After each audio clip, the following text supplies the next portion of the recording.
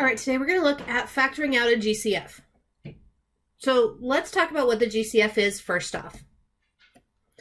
So GCF means greatest common factor. It is the largest number and or variable that all our factors have in common, or all our terms have in common. Factors are numbers that multiply together to get another number. So like 2 and 3 are factors of 6. Okay. 2 and 4 are factors of 8.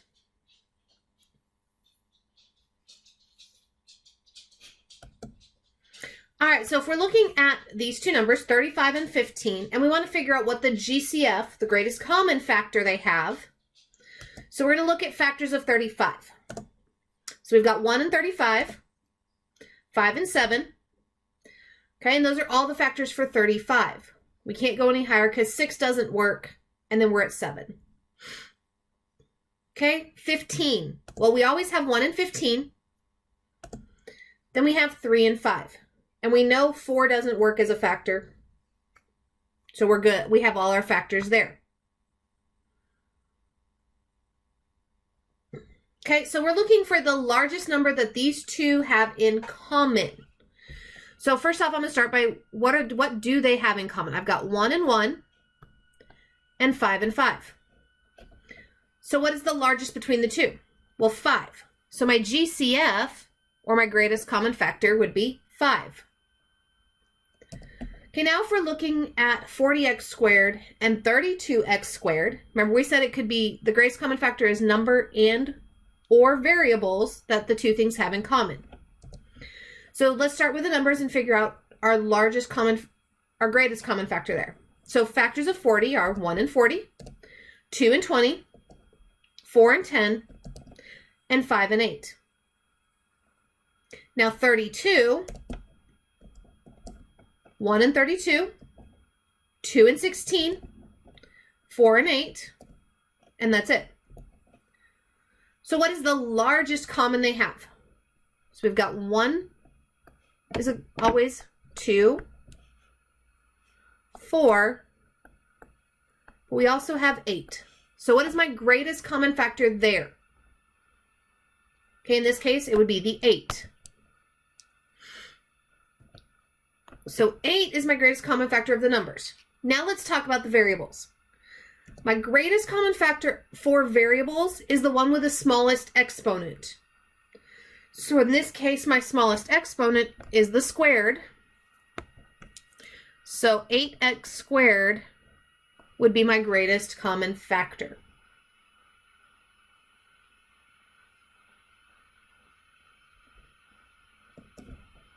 So now let's talk about what is factoring, because we're going to talk about factoring out the greatest common factor. Factoring is the process of writing a polynomial as a product of two factors. Basically, two expressions that multiply together to create the original polynomial. Okay, we can think of factoring as undistributing. Remember when we multiplied two polynomials together? This is the process of undoing that. So let's look at the steps to factoring out the GCF, and we're going to use 54v to the 6 minus 9v. And we're going to factor out the GCF. So the first thing we want to do is identify the greatest common factor. So start with the numbers. Factors of 54, 1 and 54, 2 and 27, 3 and 18, 6 and 9. Well, right now, before I even look at factors of 9, that right there, okay, it's my other number. So I already know, but even after looking, my greatest common factor there is 9. So we know that for the numbers, my greatest common factor is 9. Then we're going to look at the one with the smallest, the variable with the smallest exponent, which in this case is the v. So 9v is my greatest common factor for those two. Okay, so now we're going to look at how we get factor out. And what we're going to do is we're going to divide each term by our greatest common factor. So 54 v to the 6 minus 9v, and I'm going to divide both of those by 9v. Okay? So 54 divided by 9 gives me 6. Then v to the 6 divided by v gives me v to the 5th.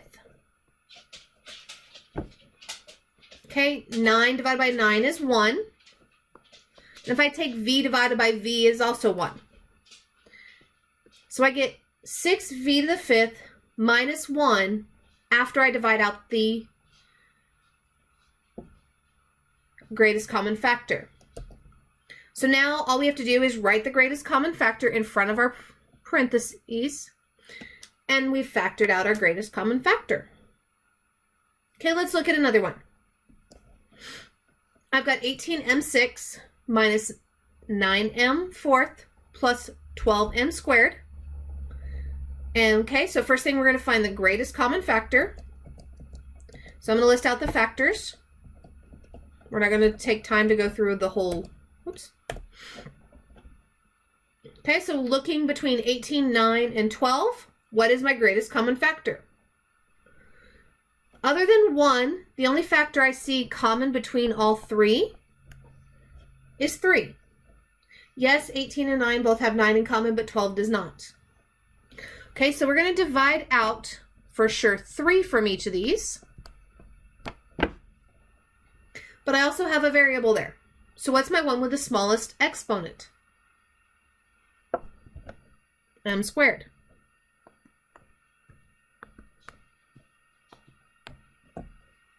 So I'm going to divide each term by 3m squared. 18 divided by 3 is 6. M to the 6, oops, I'm going to give myself a little bit more room here.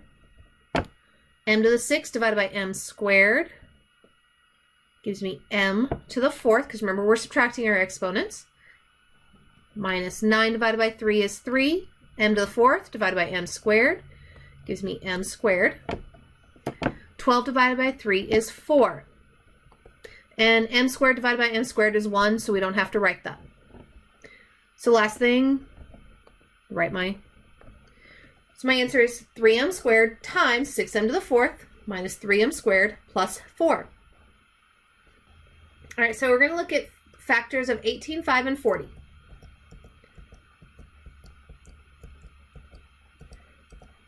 All right, looking at these, we notice that there's only one number that they all have in common, and that's 1. And that is an acceptable one to have. Now, all three do have variables.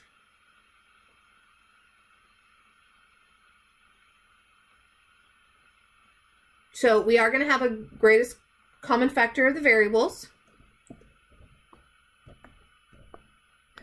And the one with the lowest is A. So we're really dividing each one by A. So we get negative 18A minus 5 minus 40A. Whoops. A to the 3rd. That was a terrible A. All right, looking at one last example here. So again, looking at the numbers 15, I've got 1, 15, and 3 and 5. And then for 8, I have 1 and 8, and 2 and 4. Well, other than 1, there is no greatest common factor. And not both variables have not both terms don't have a variable.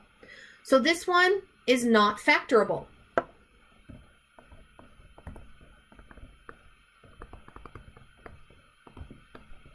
Because we don't have anything in common other than 1 between the two. This is what we would call a prime. Both, okay? All right, that's all I have for this video. I will see you in the next.